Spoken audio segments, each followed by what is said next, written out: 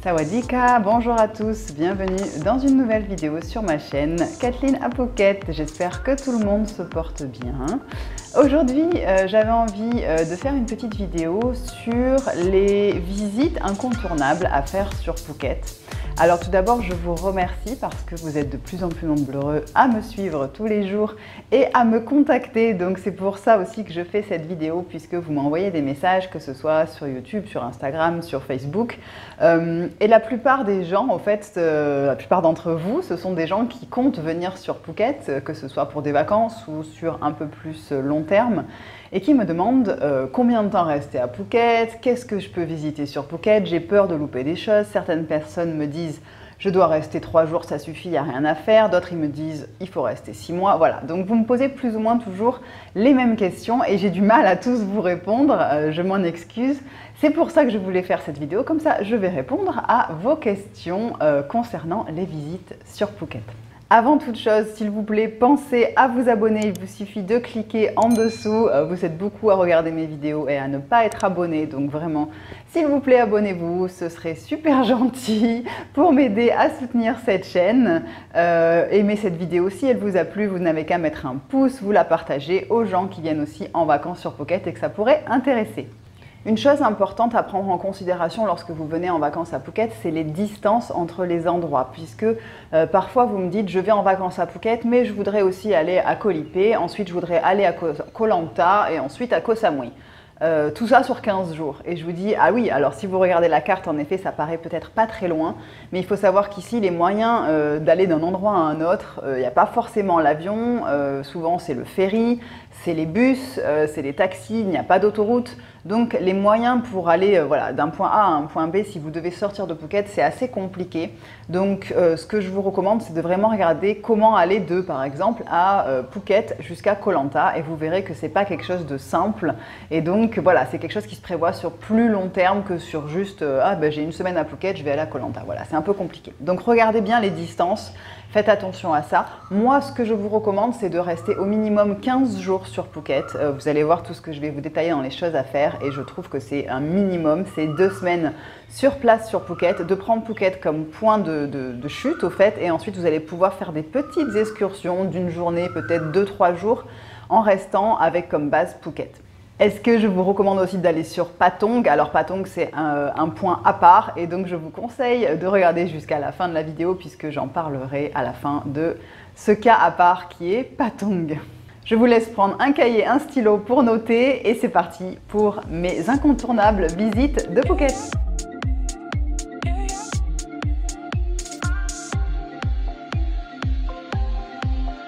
Alors en premier, on ne peut pas parler de Phuket sans parler de la plage.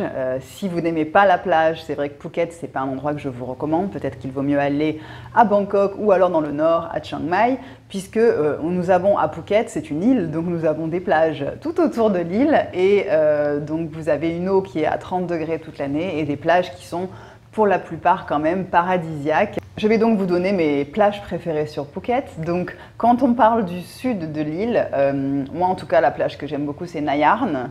Il y a aussi la plage de Ia Nui qui est jolie, qui est magnifique, et la plage de Ao San qui est un petit peu moins connue. Tout ça qui sont voilà, vraiment à côté les unes des autres dans le secteur de Rawai.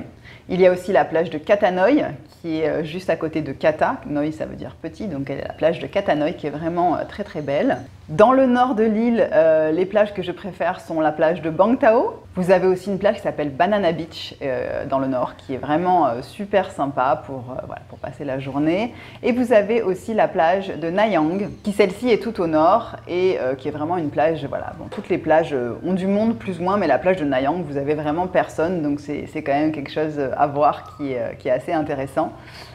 Il y a aussi une plage sur la côte est de Phuket qui s'appelle Ao Yon. Cette plage est intéressante à faire quand vous avez la côte ouest qui a beaucoup de vagues et donc la côte est qui est abritée. J'en ai parlé dans une précédente vidéo au niveau des saisons, quelle est la meilleure pour venir à Phuket. Et la plage de Ao Yon n'est pas très connue, mais elle est vraiment sympa à faire. Alors la mer est un petit peu plus verte puisque c'est la côte est et donc c'est la baie de Phang Nga. Mais voilà, vous avez donc Ao Yon qui est aussi une plage que j'aime beaucoup. Quand on parle de paysage paradisiaque, on parle aussi de coucher de soleil, donc je vous propose de mettre sur votre liste un coucher de soleil sur la pointe sud de Hawaï qui s'appelle Promtep Cape. Donc là, vous avez une vue magnifique sur tout la pointe de l'île de Phuket, hein, c'est la pointe sud. Et ensuite, vous avez le soleil qui se couche là, voilà, entre 18h et 18h30 tous les soirs de l'année. Donc vous pouvez y aller, il y a beaucoup de monde.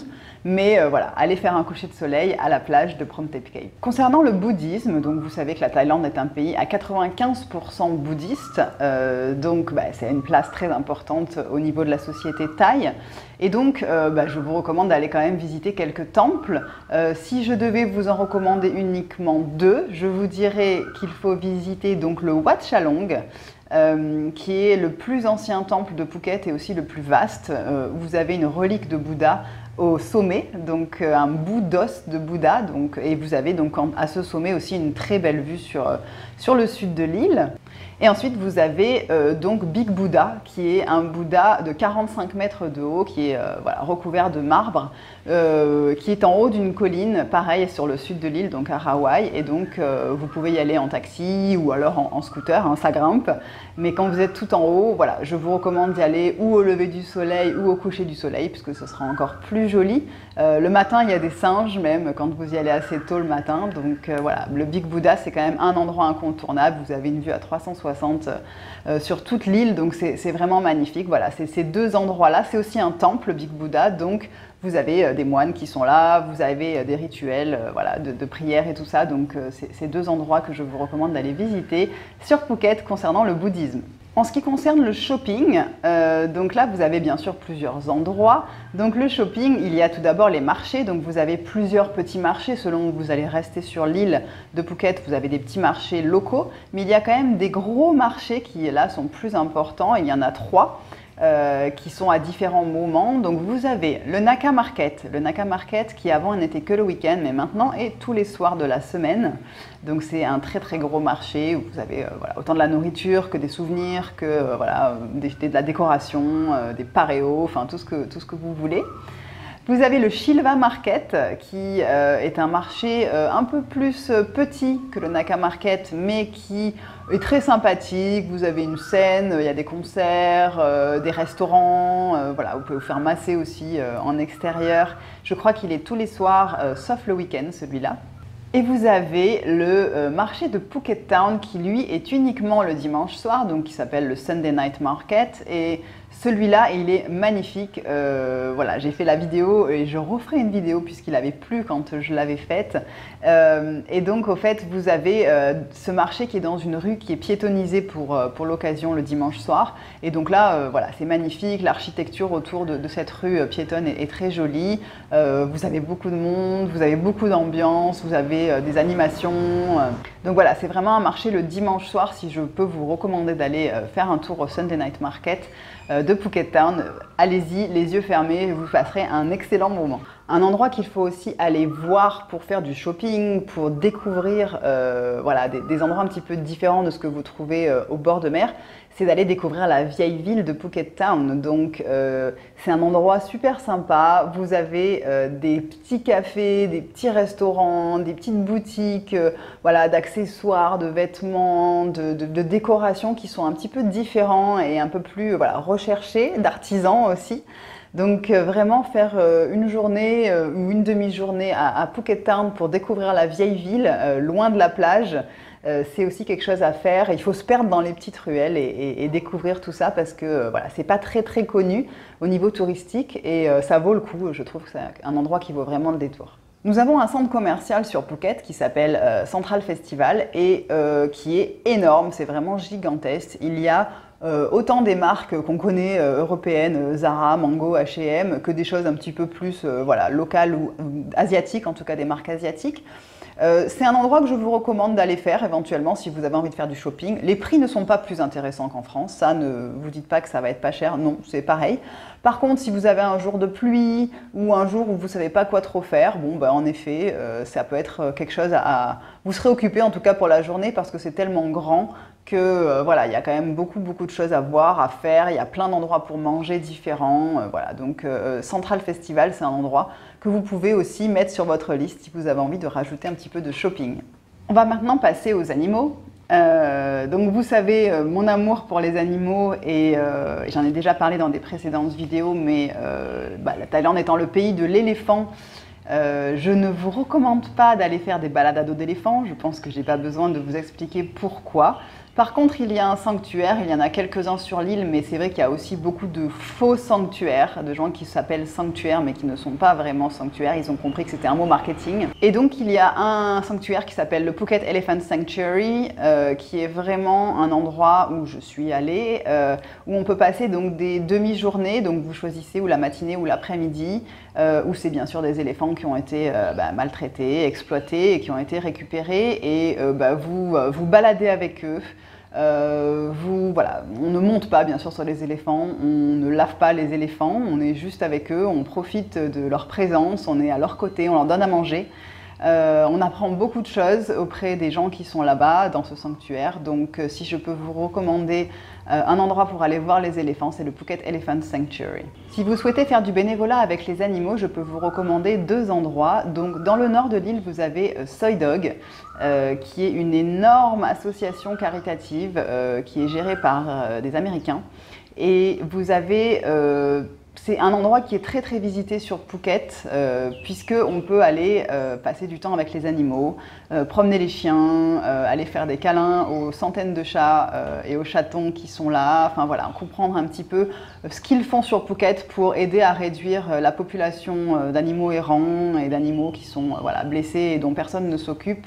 Donc c'est quelque chose d'extraordinaire. Si vous voulez aller à Soy Dog, vraiment c'est un endroit qui est super et que je vous recommande d'aller voir. Si vous êtes sur le sud de l'île, je peux vous recommander une association qui s'appelle Hawaii Animal Lovers, qui est gérée par mon amie Simone, qui est moitié anglaise, moitié française, donc elle parle français couramment, qui a un sanctuaire et qui donne aussi beaucoup de son temps pour aller nourrir les animaux du temple du sud de Phuket, donc à Hawaï, et qui fait un travail extraordinaire aussi. Vous pouvez participer avec elle à aller donner à manger aux centaines de chats aussi qui sont au temple tous les soirs. Enfin voilà, vous comprendrez un petit peu tout le travail qu'on fait, puisque je m'inclus un peu dedans, puisque voilà, je m'en occupe aussi beaucoup d'animaux de Phuket. Et en tout cas, si vous ne pouvez pas donner financièrement de l'argent, dans ces associations, ce qu'on vous demande surtout, c'est de donner de votre temps et vos mains. Donc vous pouvez aider comme vous pouvez pour aider tous les volontaires et les gens qui font ça gracieusement pour les animaux. Donc voilà, je vous recommande Soy Dog et aussi donc Hawaii Animal Lovers. Si vous voulez aller voir les singes, il y a à Phuket un centre de réhabilitation des singes gibbons, donc c'est des singes qui font beaucoup de bruit. L'avantage de cet endroit, donc voilà, ils vont vous expliquer beaucoup de choses sur les singes, sur comment réintroduire des singes dans la nature et dans leur milieu naturel. Vous pouvez faire aussi à cet endroit où il y a les gibbons une balade avec une cascade. Ça s'appelle les chutes de Bang Pe, donc c'est des waterfalls, donc des chutes d'eau. Alors en saison sèche, il y a moins d'eau. L'avantage, c'est d'y aller à la fin de la saison des pluies. Donc vers décembre, janvier, voilà, vous avez encore beaucoup d'eau. Vous avez des petites randos à faire, vous avez des cascades super, vous pouvez vous baigner dans l'eau, des cascades, enfin c'est assez vraiment joli. Les Thaïs y vont beaucoup aussi pour se rafraîchir, pour faire des pique-niques. Donc vous pouvez faire deux en un, c'est-à-dire aller visiter le centre de réhabilitation des gibbons, faire une petite rando dans la forêt et en même temps voir des cascades, vous baigner. Enfin voilà, ça peut être une demi-journée très agréable à faire sur Phuket. Au niveau culture, alors, il y a quand même quelques petites choses qui font partie du patrimoine thaï que je vais vous recommander de faire et au moins d'essayer si vous venez sur Phuket. Tout d'abord, vous avez les massages. Si c'est quelque chose qui vous plaît, si c'est quelque chose que vous ne pouvez pas vous permettre trop souvent quand vous êtes en France, ici, vous allez pouvoir y aller tous les jours si c'est quelque chose qui vous fait plaisir et qui vous fait du bien. Un massage, c'est environ 7 €, donc pour 1 heure de massage à l'huile ou de massage thaï. Donc vraiment, voilà, faites-vous plaisir. Il y a même des écoles de massage où vous pouvez éventuellement apprendre et faire des stages. Donc ça, bon, il faut vous renseigner en avance. Mais en tout cas, voilà, participer au massage et à connaître cette culture du massage qu'ont les Thaïs depuis tout petit, c'est quand même quelque chose qu'il faut découvrir quand vous venez en Thaïlande. Autre chose qui fait partie de la culture thaï et qui est connue mondialement, bien entendu, c'est la cuisine thaïlandaise. Donc vous allez bien entendu manger tous les jours au restaurant thaï, que ce soit matin, midi ou soir comme vous avez envie. Mais si vous avez envie de creuser un petit peu plus et de pouvoir faire des choses une fois que vous serez rentré chez vous, ce que je vous conseille, c'est d'aller faire un cours de cuisine. Donc au moins vous pourrez apprendre vraiment comment on construit un plat thaï, quelles épices on utilise, comment ça se passe, qu'est-ce qu'on fait. Voilà, vous allez découvrir des choses. Le plus réputé sur l'île, c'est l'école de cuisine de Blue Elephant. Donc vous allez apprendre avec le chef, vous allez découvrir les épices, vous allez cuisiner des plats, vous allez les manger bien entendu. Voilà, donc, et en plus, Blue Elephant, c'est un endroit qui est très très beau, c'est l'ancienne maison du gouverneur de Phuket, donc c'est un bâtiment magnifique dans un paysage vraiment super, c'est à Phuket Town, donc voilà, vous pourrez vraiment profiter de cet endroit pour apprendre la cuisine thaï. Un endroit qui est aussi intéressant, c'est la rhumerie de Phuket. Phuket produit aussi du rhum, Chalong Bay. Donc si vous souhaitez passer une petite demi-journée pour aller découvrir la distillerie, voir comment est fait le rhum, en apprendre un peu plus sur cette fabrication du rhum sur Phuket, goûter tous les rhums qui sont là, faire des cocktails, il y a pas mal de petites activités autour de cette distillerie de rhum. Donc je vous recommande aussi d'aller visiter Chalong Bay. Une dernière chose concernant la culture, puisque ça fait vraiment partie encore une fois de la culture thaï, c'est la boxe. Donc, soit vous pouvez aller voir un match de boxe, puisque c'est quelque chose quand même d'assez intéressant, tous les rituels qui sont autour, les danses, l'atmosphère, les paris qu'il y a, c'est quelque chose pour s'immerger dans la culture thaï qui est assez intéressant. Et vous pouvez aussi aller tester, de faire un cours de boxe, c'est quand même quelque chose qu'il faut tester si on en a envie, bien sûr. Il ne faut pas penser qu'on va se battre, ça va plutôt être quelque chose de cardio, on va taper dans les sacs, on va rigoler, les profs sont super sympas, super rigolos. Ils sont habitués à avoir des étrangers qui n'ont jamais mis des gants de boxe et fait ça, donc ça peut être ainsi intéressant. Je vous recommande d'aller, moi, chez un prof avec qui on travaillait auparavant, qui s'appelle Mou, et qui a une femme qui est irlandaise, donc qui peut vous aider aussi en anglais, puisque des fois les profs ne parlent pas super bien anglais. Et donc vous pourrez découvrir un cours vraiment de boxe thaï en rigolant, en vous amusant. Si vous êtes plusieurs, allez-y à plusieurs. Ça peut être super sympa pour découvrir cette tradition et cette grosse partie culturelle thaï. On va maintenant parler donc de la mer et des petites excursions qui se passent aux alentours de Phuket.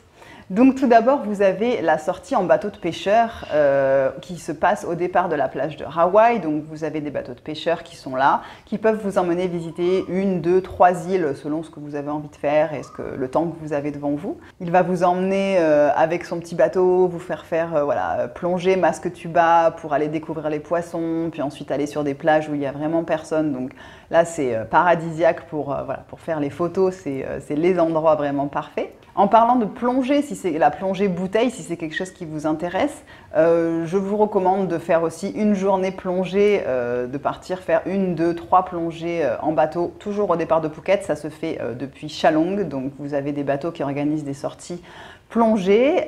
Vous pouvez aussi aller sur Koh Phi Phi, où il y a aussi de la plongée sur Koh Phi Phi. Koh Phi Phi, je vous recommande d'y dormir quand même une nuit, puisque c'est quand même, il y a du ferry à faire et donc c'est un petit peu long le trajet, donc autant y aller et puis dormir une nuit sur place. Vous faites un peu de plongée, un peu de visite, et puis vous pouvez revenir le lendemain. Il y a une autre île que nous, on adore, qui est vraiment notre île chouchoute depuis Phuket, qui s'appelle Koh Yao Noi.